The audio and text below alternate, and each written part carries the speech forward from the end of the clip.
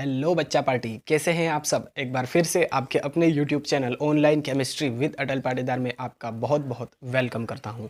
आज के वीडियो में यूनिट 9 कोऑर्डिनेशन कंपाउंड्स का एक इम्पोर्टेंट टॉपिक हम करने वाले हैं। ये जो टर्मिनोलॉजी है कोऑर्डिनेशन कंपाउंड से रिलेटेड, ये मैंने आपको IUPAC नोमेनक्लेचर जब करवाया था उसी वीडियो में अच्छे से क्लियर कर दिया था, बट थ्योरी नहीं थी वहाँ पर।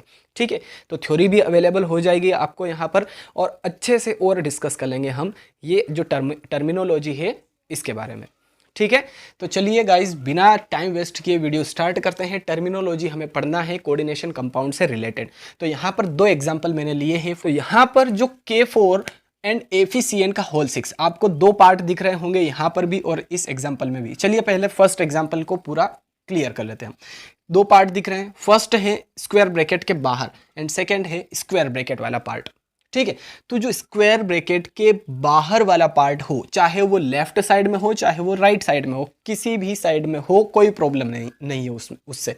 ठीक है, तो ये स्क्वायर ब्रैकेट है, इससे बाहर जो भी हो लेफ्ट या राइट में, तो वो हमारा कहलाएगा आयोनाइजेशन स्फीयर, जिसे हम काउंटर आयन भी कहते हैं।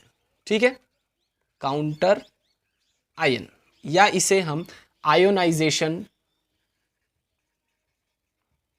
स्फीयर भी कहते हैं। ठीक है, काउंटर आयन या फिर आयोनाइजेशन स्फीयर, कौन? जो स्क्वायर ब्रैकेट के बाहर हो, लेफ्ट में हो या राइट में हो, कोई प्रॉब्लम नहीं है। चलिए, अब स्क्वायर ब्रैकेट के अंदर आपको दो चीजें दिख रही होगी, एक स्मॉल ब्रैकेट भी दिख रहा होगा और एक स्मॉल ब्रैकेट के बाहर कुछ लिखा हुआ है, Fe लिखा हुआ है ना।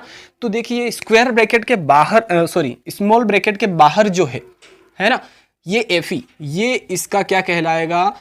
इस कोऑर्डिनेशन कंपाउंड का सेंट्रल मेटल एटम कहलाएगा। सेंट्रल मेटल एटम कौन है यहाँ पर? Fe, सेंट्रल मेटल एटम या फिर आयन भी हम इसे कहते हैं। ठीक है, तो Fe क्या काम करता है, मैं इसको थोड़ा सा डिफाइन कर देता हूं कि Fe जो है वो स्क्वायर ब्रैकेट के अंदर प्रेजेंट रहेगा हमेशा हमेशा हमेशा। और जो Fe नहीं, सेंट्रल मेटल एटम हमेशा स्क्वायर ब्रैकेट के अंदर प्रेजेंट रहेगा। फिर सेंट्रल मेटल एटम सिर्फ और सिर्फ एक ही हो सकता है, सिर्फ और सिर्फ एक ही सेंट्रल मेटल एटम हो सकता है स्क्वायर ब्रैकेट के अंदर। ठीक है, और ये सेंट्रल मेटल एटम क्या करता है, ये जो लिगेंड्स होते हैं, यहाँ पर ये जो Cn है ये लिगेंड है ना, तो Cn जो लिगेंड है, तो इन लिगेंड से इलेक्ट्रॉन पेयर्स लेने का काम करता है, एक्सेप्ट करने का काम करता है। तो इसीलिए ये एक लेविस एसिड के जैसे भी बिहेव करता है। ठीक है, तो और एक बात इससे रिलेटेड और बता दूं कि ये मैक्सिमम डी ब्लॉक एलिमेंट रहने वाला है, क्योंकि जो डी ब्लॉक एलिमेंट होते हैं उनमें डी ऑर्बिटल्स ब्लैंक रहते हैं, है ना, मतलब खाली रहते हैं, फुल फील्ड नहीं रहते हैं, हाफ फील्ड रह सकते हैं। तो ये क्या करता है, इलेक्ट्रॉन पेयर कब लेगा? जब इसके पास रखने की जगह होगी इलेक्ट्रॉन्स को। ठीक है, तो यहाँ पर डी ऑर्बिटल्स थोड़े से वेकेंट रहते हैं, तो इसीलिए ये जो लिगेंड्स इलेक्ट्रॉन पेयर देते हैं ये इनको एक्सेप्ट कर लेते हैं। ठीक है, तो यहाँ पर ये डी ब्लॉक एलिमेंट रहेंगे, ऐसा भी आप लिख सकते हैं डेफिनेशन में। लेविस एसिड होते हैं, ये भी आप लिख सकते हैं एग्जाम में, है ना, इसकी डेफिनेशन में। तो आई होप जो सेंट्रल मेटल एटम है वो आपको अच्छे से क्लियर हो चुका है। अब यहाँ पर जो Cn का होल 6 लिखा है, इसका मतलब होता है कि ये लिगेंड है ना। Cn क्या है?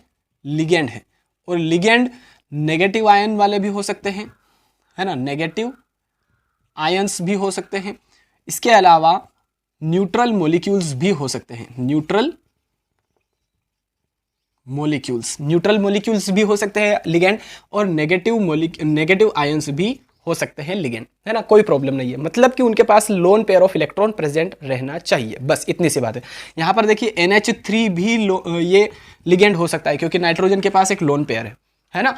तो न्यूट्रल भी हो सकते हैं, नेगेटिव भी हो सकते हैं, जैसे कि Cl नेगेटिव है ना, नेगेटिव है यानी कि लोन पेयर तो ऑब्वियसली होगा ही होगा, है ना। Cl negative, Br negative, halogens जो होते हैं नेगेटिव आयन वाले, वो सभी के सभी लिगेंड्स होते हैं। तो आई होप लिगेंड आप अच्छे से क्लियर कर पाए होंगे। ये लिगेंड क्या करते हैं, सेंट्रल मेटल एटम को इलेक्ट्रॉन पेयर डोनेट करते हैं और फिर ये दोनों आपस में कोऑर्डिनेट बॉन्ड का फॉर्मेशन करते हैं। सो इसीलिए गाइज ऐसे कंपाउंड कोऑर्डिनेशन कंपाउंड्स कहलाते हैं, क्योंकि ये कोऑर्डिनेट बॉन्ड से आपस में जुड़े हुए रहते हैं। ठीक है, और ये क्या करेंगे, इलेक्ट्रॉन पेयर्स को डोनेट करते हैं, है ना, इलेक्ट्रॉन पेयर्स डोनेट करेंगे। ठीक है, और किसे करेंगे? सेंट्रल मेटल एटम को। ठीक है, यहाँ पर लिख देता हूँ मैं, इलेक्ट्रॉन पेयर्स रिसीव करेंगे, और किससे रिसीव करेंगे? लिगेंड से।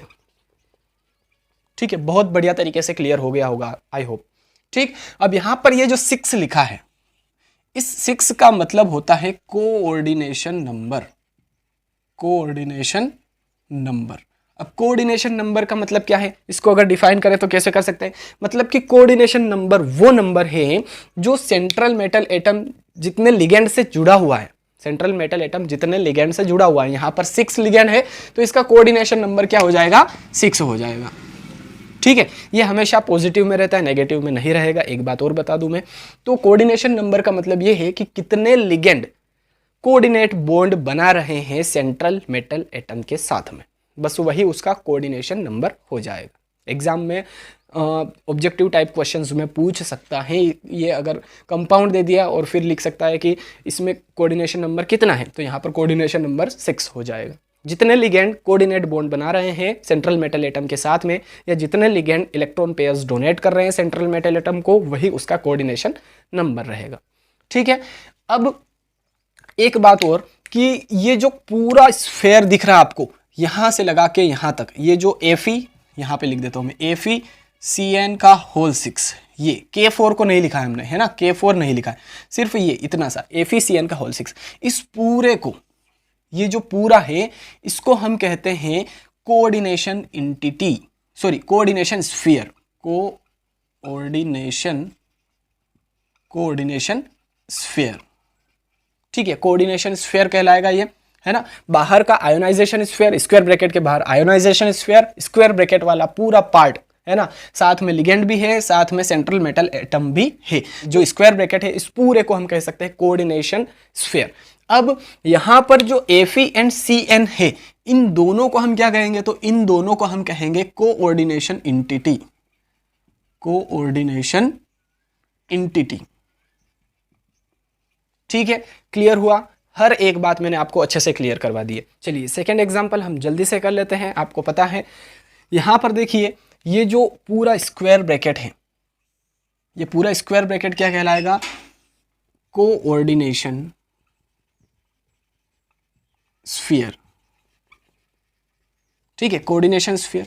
ये Cl क्या है? काउंटर आयन है, काउंटर आयन है। यहां पर ये जो Cr है, ये क्या है? सेंट्रल मेटल एटम या फिर सेंट्रल मेटल आयन। ठीक है, H2O ये क्या है? लिगेंड है ना, मैंने बताया था आपको न्यूट्रल लिगेंड भी हो सकता है। यहां पर देखिए लोन पेयर होते हैं। ठीक है, तो H2O एक न्यूट्रल लिगेंड है, वो भी हो सकता है। Cl ये भी क्या है? लिगेंड है। मैंने बताया था आपको कि लिगेंड जो है वो एक से ज़्यादा भी हो सकते हैं, और सिर्फ एक रहेगा सेंट्रल मेटल एटम। ठीक है, सेंट्रल मेटल एटम एक ही है, लिगेंड दो टाइप के हैं। ठीक, अब यहाँ पर जो कोऑर्डिनेशन नंबर अगर देखें तो 4 ये है और 2 ये है। ठीक है, तो इसका कोऑर्डिनेशन नंबर क्या हो जाएगा? 6 हो जाएगा। ठीक है, फिर यही है। अब इसके अगर, हाँ एक चीज और भूल गए थे हम, ऑक्सीडेशन नंबर। चलिए इसकी ऑक्सीडेशन नंबर कैसे कैलकुलेट करते हैं? K4 FeCN का होल 6, इसकी ऑक्सीडेशन नंबर अगर हमें कैलकुलेट करना है तो ऑक्सीडेशन नंबर हम कैसे कैलकुलेट करते हैं? यहाँ पर 4 है तो 4 लिखा हमने, पोटेशियम पे +1 चार्ज होता है, 1 लिखा, प्लस Fe की हमें कैलकुलेट करना है। सेंट्रल मेटल एटम जो होता है उसकी ऑक्सीडेशन स्टेट हम कैलकुलेट करते हैं। तो इसके लिए हम X सपोज कर लेंगे, प्लस 6 साइनाइड है, एक साइनाइड पे -1, और इस पूरे पे चार्ज कितना है? 0 है, क्योंकि ये एक न्यूट्रल कंपाउंड है। आप देखेंगे प्लस माइनस भी जो कोऑर्डिनेशन कंपाउंड्स होते हैं उन पर लगे हुए। ठीक है, तो यहाँ पर अभी 0 है, तो इसकी ऑक्सीडेशन स्टेट क्या हो जाएगी? 4 + x - 6 = 0। तो x = ये -6 उधर जाएगा, +6 हो जाएगा, ये +4 उधर जाएगा, -4 हो जाएगा, तो x = +2। तो इसकी ऑक्सीडेशन स्टेट क्या हो जाएगी? +2। बहुत ज़्यादा इंपॉर्टेंट है ना, IUPAC नोमेनक्लेचर के लिए। तो अगर इसकी ऑक्सीडेशन स्टेट +2 आपने नहीं लिखी, और +2 कैसे लिखना है? रोमन में लिखना है आपको।